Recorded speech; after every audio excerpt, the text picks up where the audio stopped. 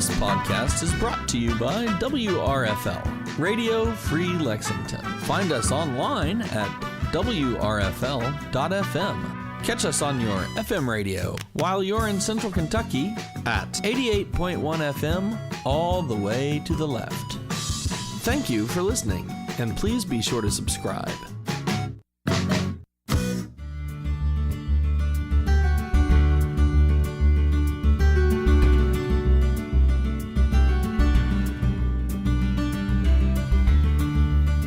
Hi, and welcome to From the Woods, Kentucky. I'm Renee Williams, and I'm here with my co-host, Laurie Lhotka. Today in studio, we have Laurie Thomas. Laurie is an extension forester in the Department of Forestry and Natural Resources at the University of Kentucky.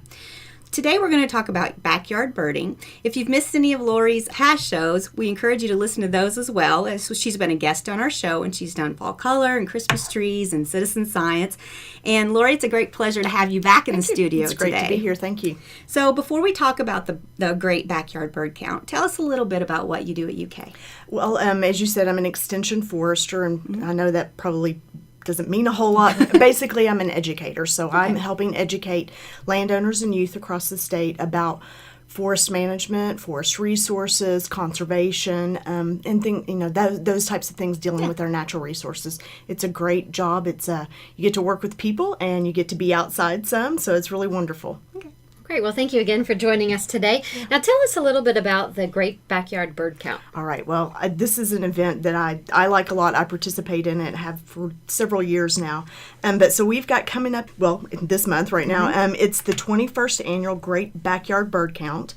And it is a great, fun, easy event that engages bird watchers and even beginning bird watchers. You don't have to be experienced to do novices this. Okay, too. Yes, novices are okay. But bird watchers of all ages and counting birds to create a real-time snapshot of bird populations around the world. And you get that real-time snapshot because it's only over a short period of time. So the dates for the Great Backyard Bird Count this year are February 15th through February 18th. So it's just a couple of days. And people get coming up soon. Yeah, exactly. Coming up very soon. And it's nice it's over a weekend. And we'll talk a little bit about, there's some special events going on around the city that you can participate in too as well. We'll talk about those a little bit later. Okay, so speaking of participation, who can participate in this? This is a great example of citizen science. Anyone can participate in this. Okay. You don't, like I said, you don't have to be an experienced birder. There are ways of joining other groups and learning as you go, but still contributing to the bird count. Or you can be an expert in this as well, to somebody who knows their birds very well. So anybody can participate. You can participate from your backyard if you just want to sit there and look out the window and count what birds you're seeing, or you can go out to a park someplace and count birds there. Go to a shopping center. There's birds that hang around shopping centers. So you can do it basically, anyone can do it, and you can do it from anywhere around the world. And like I said, it's a great example of citizen science. And I think we mentioned this program in the Citizen Science podcast earlier, and the information is really important because the participants are helping collect valuable bird data from around the world. And so how do people, if they're interested in this, how do they participate in this event? Okay, it's pretty easy. You might want to get some information about it. So I'd suggest Google the Great Backyard Bird Count 2019, and that's going to take you to the National Audubon's page, and they've got all the information about the bird count, how, instructions, where you want to submit your data. They give you helpful hints, give you some links to apps and resources that might be helpful in helping with identification. Like I said, it's super easy. Go to Audubon, check it out. But if once you're there and you've decided you want to participate, all you need to do is count birds for as little as 15 minutes. And it can only be you only have to do one day of the days of the event, 15th through the 18th, or you can do it for much longer and every single day. Every bird count that you add to that list, that observation, that's just knowing more about the birds in our area.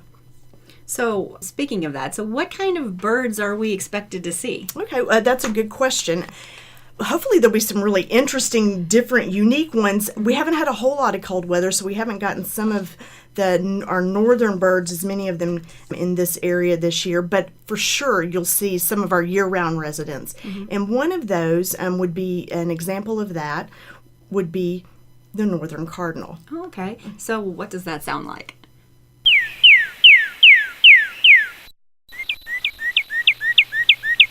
All right, so if you heard the Okay, northern yeah. cardinal there, and what's really cool about, you're going to definitely see this one, we all know what cardinals look like. Bright red. The female is a duller kind of a brown, but a tinged in red as well. So they stand out really well this time of year. But you'll also hear them because they do tend to sing, especially the males. They'll sing year round. But kind of a cool thing is both the male and female cardinals sing. And with a lot of bird species, only the male will sing. And they have it's a loud, a strong, clear song or call. It tends to be, parted whistles, and it speeds up. And as you heard in there, it sounds kind of like cheer, cheer, cheer, birdie, birdie, birdie. I don't do bird calls, but you can pick them out pretty quickly. And it's a bird that you're going to guarantee you're going to see because they'll be around your yard or they're going to be out in a park as well. So it's a great one to see and count. So are there other birds that are kind of common around here? Yeah, there's a lot actually that we have a lot of year-round residents. I feel confident that you'll see a cardinal. You'll add that to your list. And another one is one that we've actually had in the past with wildlife sounds, and that's the Carolina wren. It's a great little bird. So, All right, so if people have forgotten from our wildlife sounds what that sounds like, we'll go ahead and play that again.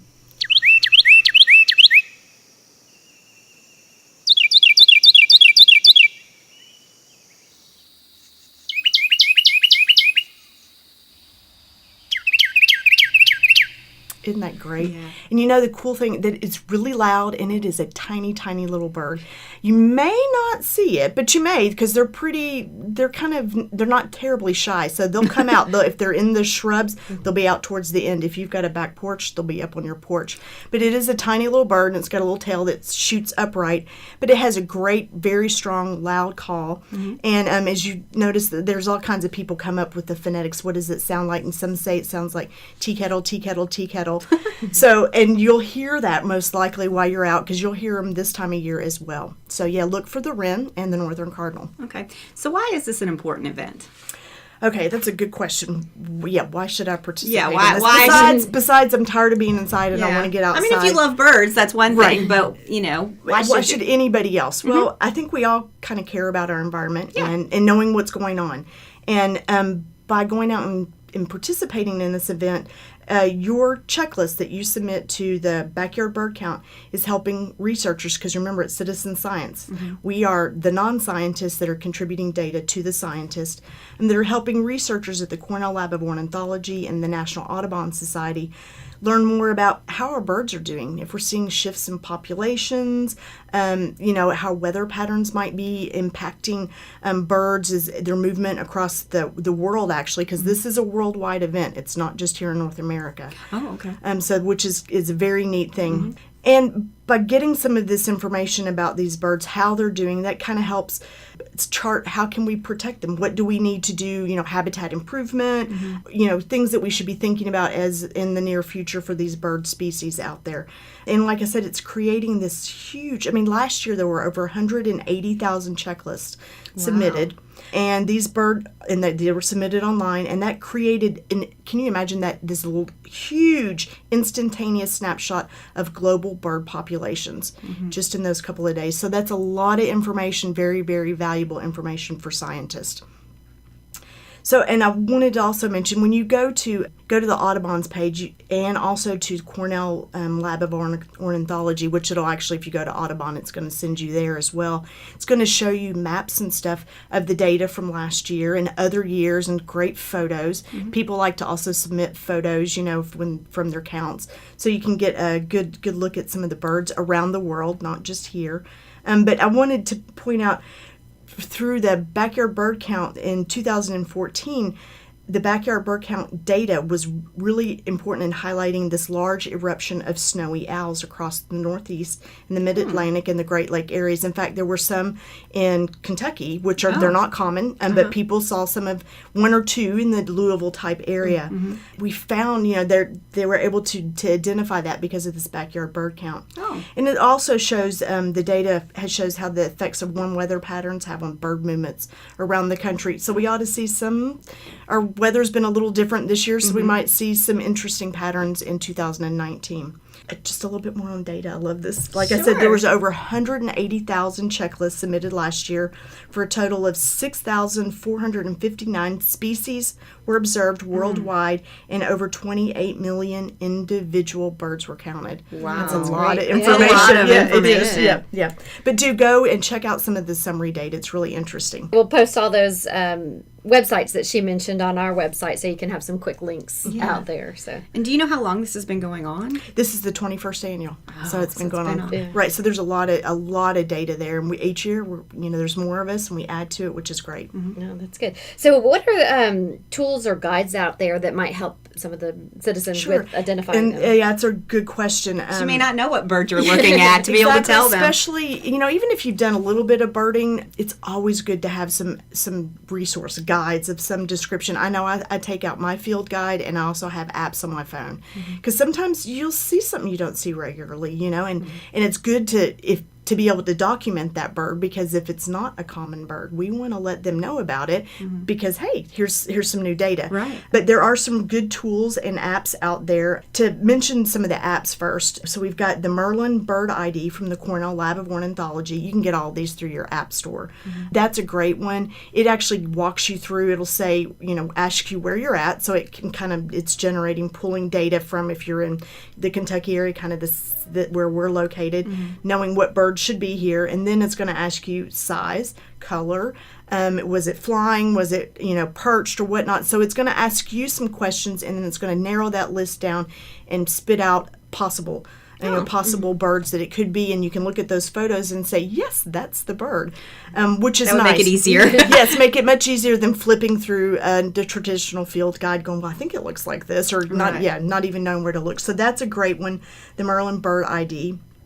I think they got like 800 species on there. Oh, wow. And then there's the Audubon Bird Guide as well, and it's basically a comprehensive field guide. It's kind of like the old field guides on your phone. And it gives you lots of identifying characteristics, good photos, but a lot more information about the bird, whereas the Merlin Bird ID is really, really helpful for identifying that bird. And then there's plenty of field guides. I'm a traditional. I still like to carry a field guide out with me. I carry a Peterson's is what I use, but there's the Peterson's Field Guide of birds to the North American birds, and that's kind of the old traditional one. And then there's Kaufman's Field Guide to Birds of North America, and the Kaufman's really interesting because you're going to get lots of different views of what this bird could look like, flying, perched, flying if you're underneath or if you're up above. So they're going to give you, knowing that you could see it in any kind of, in state, however it is. It's not just sitting there quietly for you. And then there's the Sibley's Guide to Birds, which is a beautiful book. Maybe not use it as much for a field guide, but it's a great resource as well. Okay, so if you're new to birding or don't want to bird alone, what are options around Lexington? That's good. As I mentioned, there are some events going on for the Great Backyard Bird Count. There are a lot of birders around, and so there are some events that are perfect if you think you want to do this. You're a little nervous about, wait, if I'm not right, I don't want to submit my data. So I'd suggest you join one of these events going on Friday, February 15th from 8:30 to 12. Down at Flora Cliff State Nature Preserve, which is in the southern part of the county along the Kentucky River. The naturalists will work with the participants in learning how to identify birds in winter. A little harder. Some of them are drab as opposed to spring and summer. And you're going to go out and do a hike and do a bird count and contribute all that data to the Great Backyard Bird Count. But I will say registration is required for this one, and it is limited. Flora Cliff isn't huge, and you don't want to have 100 people trying to do a bird count. So make sure you go to their website for additional information about the program and to register, and that's Flora Cliff. Okay. And then on Saturday, February 16th, from 9 a.m. to 11:30 a.m. at the Arboretum here in town, they are going to do the naturalists there are going to do a short introduction on the basics of bird ID, and then you get to do a hike around the Arboretum and do a bird count, and you're going to do that in a group. So that way, if you're a little unsure of your bird ID skills, they're going to help you with that. And I was going to say, go to their website and find out more information about that, and to register for it as well. And I think they might even have some but they might, I think it said bring binoculars if you have them. So they may have some that might be available if you don't have binoculars. They do say it's open to all ages, but recommended 7+.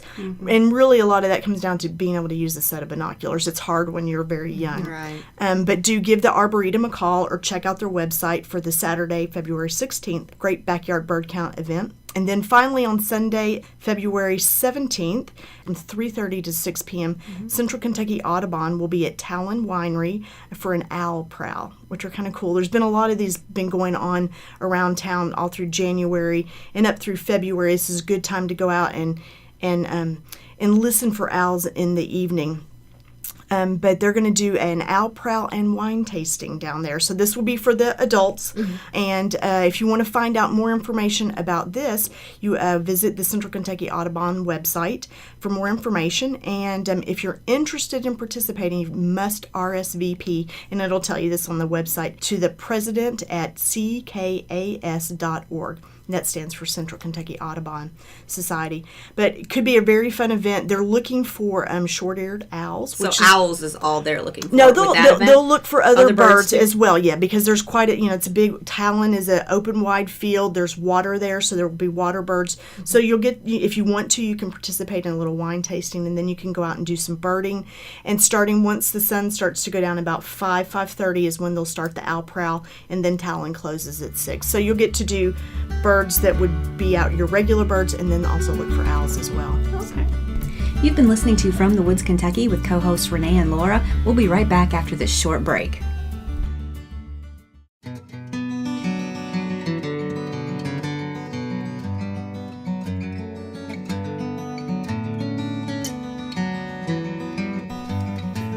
Welcome to Wildlife Sounds from the Forest. This is Dr. Matt Springer. I'm an Assistant Extension Professor of Wildlife Management within the Department of Forestry and Natural Resources here at University of Kentucky.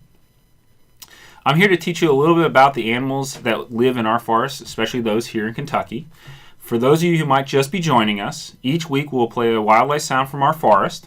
Here's our sound for this week.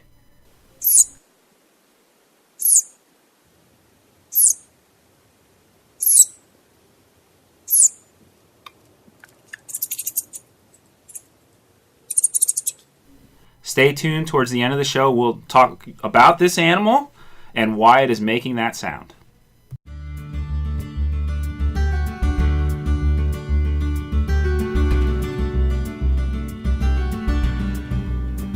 Welcome back to From the Woods, Kentucky. Let's get back to our interview. That's good. That sounds like a great weekend. Very busy weekend. Let's hope the weather's good for it. Yeah. Right? Yeah. Okay, so if you enjoy what you're doing this weekend and you like the birding aspect, Laurie's been on before and she's talked about other programs that you can get involved with called Project Feeder Watch, and that's on episode 11 of our show, so you can go back and listen to that podcast.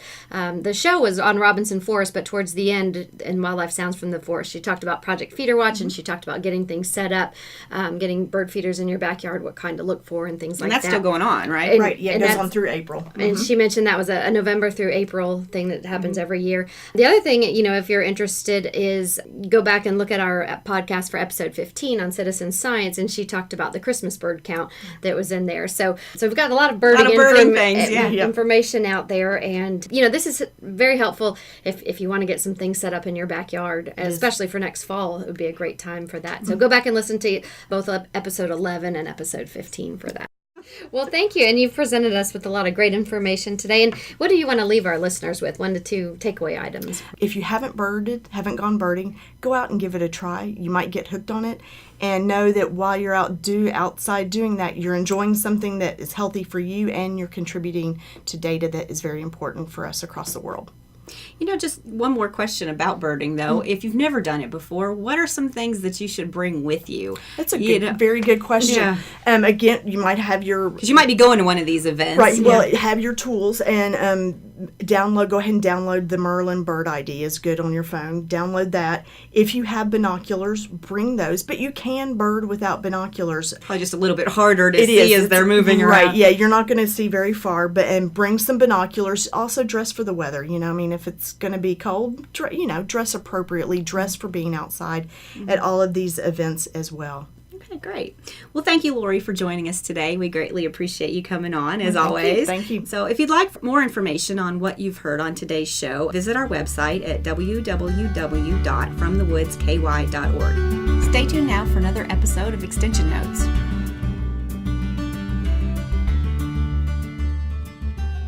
Okay, so right now we're going to talk about our extension notes section. And in studio we have Billy Thomas. Thank you for coming back again for that. And for those of you that are new listeners or haven't heard about our extension notes section, this is just kind of a brief 5 to 10 minute section talking about some of the current events and opportunities that are coming up in extension. So today we have Billy Thomas coming in, and we appreciate you coming in and talking about that. So we'll go ahead and get started and tell us a little bit about some of the upcoming events you guys have. Okay, thank you. So glad to be here. This is a great opportunity I think we got coming up for listeners across Kentucky. Right. We've got a series coming up. It's a forestry webinar series, and it's entitled Getting to Know Your Woodlands. And it's really targeting landowners that are kind of new to woodland management or maybe not knowing how to get started on what they can do with their woodlands. And we have partnered with a number of our sister forestry and wildlife extension organizations around the region. So we're working with Tennessee, Missouri, Virginia, North Carolina, South Carolina, and we've put together a series of 5 webinars, and these are being hosted at a number of county extension offices across the state, and people can find out where these are being held by visiting our website, ukforestry.org. Check out our calendar, and it'll kind of direct you. But this series is, again, 5 consecutive Thursdays starting on February 21st, 2019, and it's an opportunity to go to a local county office that is hosting it, and again, we've got 35 offices across Kentucky that are hosting, and get some really solid information from some regional experts and folks here in Kentucky as well, talking about different components of woodlands. The first one on February 21st is really getting to know your woodlands. So we're going to talk about how you kind of understand what you have in your property, talk a little bit about the history of woods and woods management here in eastern United States and how it's relevant to you as an individual. So we'll spend some time talking about that. So you'll understand kind of why your woodlands are the way they are at the moment, right? And then the next week on February 28th, we're going to be talking about specifically managing your woodlands. So we're going to have some experts on there talking about different components of woodland management. We'll also be talking a little bit about who can help you do some of those different practices. So regardless of where you're at in your woodland management experience or whatever, there's going to be some information that you'll be able to use directly from there. And one area we're going to be talking about a lot is some degraded woodlands. A lot of times landowners acquire property after it's already been harvested or it's had some problems with it. So within that webinar on the 28th of February, we'll be talking about what you can do with these degraded stands a little bit. And then March 7th, we're going to be talking about identifying and managing woodland threats. Again, there's a number of threats that are out there to our woodlands. These can be invasive plants or insects, and that's probably going to be the main focus of this one. But we want to highlight these to landowners across the region and specifically here in Kentucky so that they're aware of these different threats and what they can do about them. And so the next one after that is going to be on March 14th, and that's going to be dedicated to wildlife and woodlands. Many landowners like woodlands for their wildlife potential, so we're going to be talking about different practices that you can do in your woodlands to benefit wildlife, depending on the different wildlife that you're interested with. And then on March 21st, we're going to have one that's really just Kentucky specific. We're going to have a number of our partners come on and talk about some of those programs and some of the opportunities that they have available for woodland owners, sometimes including financial assistance to do practices. So we're going to have representatives from the Kentucky Division of Forestry, Kentucky Department of Fish and Wildlife Resources, and Kentucky's Natural Resources Conservation Service. So those are key organizations that really have individuals that can work one-on-one with woodland owners, but they also have financial programs to help people implement practices. And then also on that night, we're going to go over what we have here at UK Forestry Extension and all the programs and resources that we have available for woodland owners. So this is a series for everybody, again, February 21st, 2019 through 5 consecutive Thursday evenings, ending on March 21st, 2019. So if you're listening to this after these dates on the podcast, if you will, we are recording these and they will be available after the series is over. So you didn't miss anything. you can come back and catch them later. So we encourage people to come back to ukforestry.org, and you'll be able to find a link to how you can access these recordings of those. The thing about this series that we're really excited about, this is a multi-year planned series. So next year we're planning to have kind of an additional series, similar, but building on the content. So we're going to start ramping up the knowledge that you need to know about managing different aspects of your woodland. So that's a series that we plan next year as well. So encourage everybody to come out and participate in this series at a local county extension office, and know that we're planning an additional series next spring and the following spring as well. So it's really, we're trying to put a lot of content together that will be a great resource for woodland owners regardless of their stage of management. So check out our website, ukforestry.org, look at our calendar for events or upcoming webinars, and you'll see the Getting to Know Your Woodland webinar series. There you can find each county that's hosting each individual night. Hopefully there's one that's close by to you that you can attend at. Again, but if you for some reason you can't attend or you find out after the fact, come back to ukforestry.org and we'll have links where you can watch those recordings. So it's just a really great opportunity. We're really excited to bring so much knowledge and expertise from around the region for here in Kentucky to help our Kentucky woodland owners. So please join us on this Getting to Know Your Woodlands webinar series starting February 21st, 2019. Okay, and then we have other webinars that are on there as well, so you can look at the webinars we've done in the past and the recorded webinars. Certainly, you can go there right now and find more than 10 or 12, I think, different webinars that we've done. Most are around 45 minutes to an hour long, covering a specific topic, so those are free to watch. Just a great resource for our landowners here in Kentucky. So, thanks for letting me share about this upcoming program, and I hope people will check it out. Good. And we'll have all these links on our website, www.fromthewoodsky.org. So if you missed any of those websites he provided, that will all be available. And again, those dates are February 21st through March 21st, 2019. And we'll have those ready on our website for you. Sounds good. Thank you so much, really. So if you'd like more information on what you've heard on today's show, visit our website at www.fromthewoodsky.org. Stay tuned now for Wildlife Sounds from the Forest.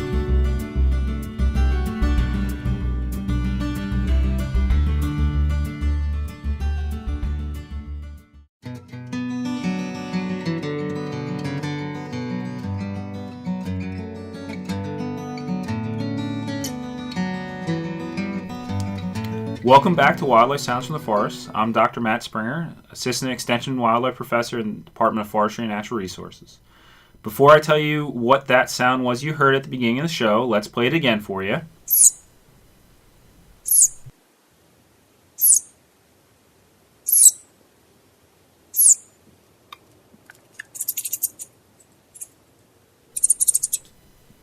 Okay, so tell us what that sound was. Sure. So that is, last week we talked about squirrels and gray squirrels. That's the crazy cousin flying squirrel.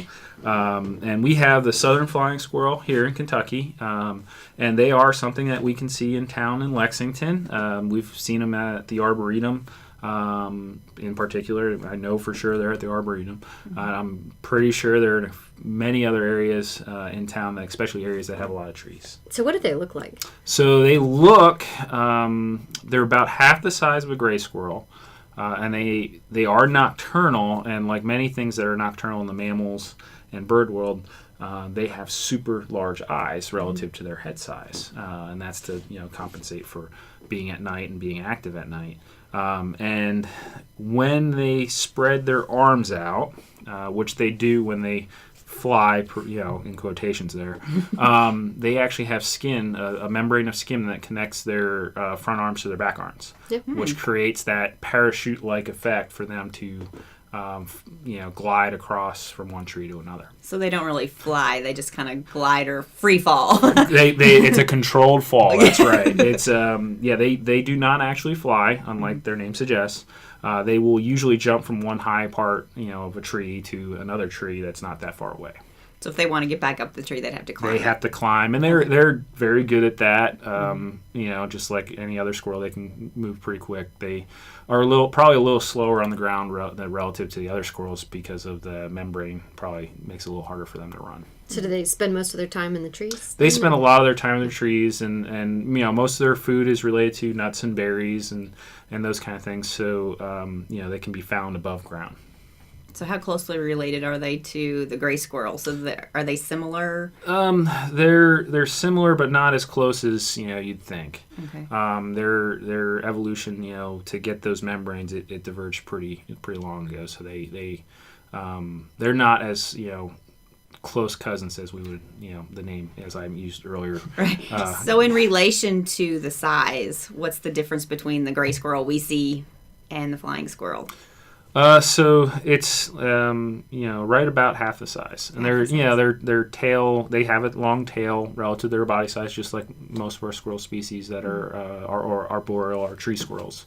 They have longer tails, and as I mentioned with the gray squirrel, a lot of that has to do with signaling for predators and a few other things. And just like most other squirrels, these guys spend a lot of time in tree cavities. And when they can't find a tree cavity, they'll spend it in your attic.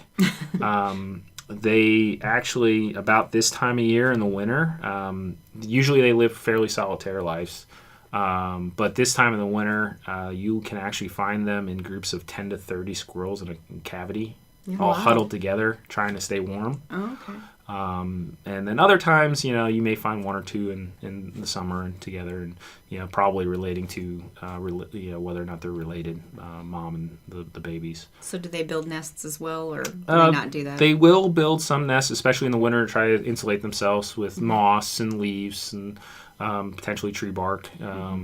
That anything that can help them stay warm, because they are smaller, so they will lose heat quicker. And how long do they normally live? They will live just like kind of gray squirrels. They live several years. Yep. Obviously, a lot longer in captivity than in the wild. The things like foxes and cats and owls and hawks will actually predate them. So it's all based on that. So usually it's about 8 years. That's what a longer lived squirrel. Mm-hmm. And how many children do they have? So they'll have litters anywhere between 2 to 7, 8, but most litters are probably 4 or 5, and they will have them up to twice a year. And kind of follow in the same squirrel pattern of right about now they'll have one, and then potentially in the midsummer they'll have another one. Okay. All right. Well, thank you for coming in today and talking about flying squirrels. Sure. Thank you for joining us today, and we have a new show schedule for spring 2019. You can listen to us live on WRFL 88.1 FM on Mondays from 11 a.m. to noon. And if you miss the Monday shows, you can listen to our podcasts on our website at www.fromthewoodsky.org.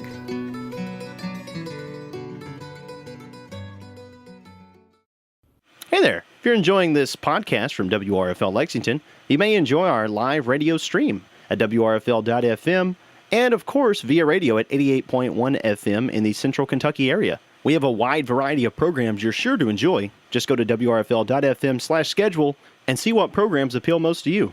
Thanks again for listening to this podcast from WRFL Lexington.